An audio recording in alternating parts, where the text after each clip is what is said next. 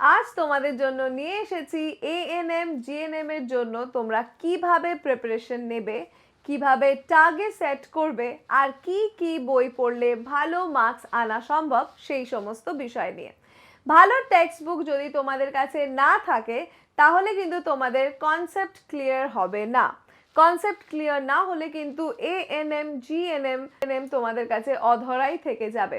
তাহলে ভিডিওটা পুরো দেখো, চ্যানেলে নতুন হলে সাবস্ক্রাইব করে নাও, ভিডিওটি ভালো লাগলে লাইক এবং শেয়ার করতে ভুলো না কিন্তু। তাহলে এবার দেখি কোন সাবজেক্টের জন্য তোমাকে কত মার্কস তোলা টার্গেট করতে হবে। লাইফ সায়েন্সে 50 মার্কস থাকবে, এতে অন্তত 40 মার্কস পাওয়ার চেষ্টা করতে হবে। ফিজিক্যাল সায়েন্সে 25-এ অন্তত 15 মার্কস এবং ইংলিশে 15-এর মধ্যে 5 বা 10 আনলে ভালো হয়। ম্যাথস অনেকের ভালো হয় না, সেখানে 10 মার্কসে যদি 5 মার্কস আসে তাহলেও হবে। জিকেতে 10 মার্কসের মধ্যে 7 to 8 মার্কস এবং লজিক্যাল রিজনিংয়ে 5-এর মধ্যে 3 to 4 মার্কস পাওয়ার টার্গেট কিন্তু সেট করতে হবে। টোটাল 75 বা তার ওপরে পেলে মোটামুটি তুমি নিশ্চিন্ত থাকতে পারো যে এএনএম জিএনএম এ তুমি কিন্তু ক্র্যাক করতে পারবে। মোটামুটি 4 লাখ স্টুডেন্ট এই এক্সামে বসে, 1000 জনকে নেওয়া হয় এর মধ্যে থেকে। এই 1000 জনের মধ্যে আসার জন্য তোমাকে 75 বা তার উপরে পাওয়ার টার্গেট নিয়ে কিন্তু এগিয়ে চলতে হবে। 72 টার্গেট অ্যাচিভ করতে হলে কোন কোন টেক্সট বুক তোমাকে পড়তেই হবে সেটা তোমাদের এবার জানিয়ে দিচ্ছি। লাইফ সায়েন্সের জন্য 7টা পাবলিকেশনের বই, দশমের যেটা 7টা এবং বসুর লেখা, সেটা থেকে প্রচুর কোয়েশ্চেন পাওয়া যায়। যেহেতু লাইফ সায়েন্সে তোমাদের সব থেকে বেশি মার্কস 50, এর জন্য আনসার করতে হবে এই সমস্ত বইগুলো থেকে। সাবজেক্টটা খুব ভালো করে ক্লিয়ার করে পড়ে নিতে হবে।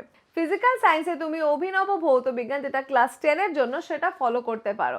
এর সঙ্গে একটা প্রশ্ন বিচিত্রা কালেক্ট করো, এবছর যারা মাধ্যমিক দিয়েছে তাদের কাছ থেকে তোমরা এই প্রশ্ন বিচিত্রা পেয়ে যাবে। এবার তুমি চ্যাপ্টার ওয়াইজ পড়া শুরু করো। 10 ইয়ার্স মাধ্যমিকের কোয়েশ্চেন ভালো করে নেবে, এগুলো প্র্যাকটিস করে নেবে ভালো করে। প্রথমে কনসেপ্ট ক্লিয়ার করতে হবে টেক্সট বুক পড়ে। কনসেপ্ট ক্লিয়ার থাকলে কোচিং সেন্টারের প্রয়োজন আর পড়বে না। এর সঙ্গে সাঁতরা বা ছায়া প্রকাশনীর সহায়িকা বই কিন্তু পড়তে হবে, এটা মাস্ট। ইংলিশ গ্রামারে তুমি পিকে দে সরকারের বই পড়তে পারো। ম্যাথস যা জানো তার উপর ছায়া প্রকাশনীর কমপ্লিট ম্যাথমেটিক্স চ্যালেঞ্জার সুবীর দাসের লেখা একটা জোগাড় করে নেবে এবং ভালো করে রিভিশন করে নেবে। এটা এএনএম জিএনএম এর ম্যাথসের জন্য কিন্তু বেস্ট বুক, এখান থেকে প্র্যাকটিস করতে শুরু করে দাও। ভালো যে কোনো জিকে বুক কিনতে পারো। কম্পিটিটিভ এক্সামের জন্য প্রচুর ভালো বই কিন্তু বাজারে পাওয়া যায়, তার মধ্যে যে কোনো একটা কিনে নিও। লজিক্যাল রিজনিংয়ে তুমি প্র্যাকটিস সেটের মধ্যে যা পাবে তাই যথেষ্ট, বই কেনার আর এখানে কোনো প্রয়োজন নেই।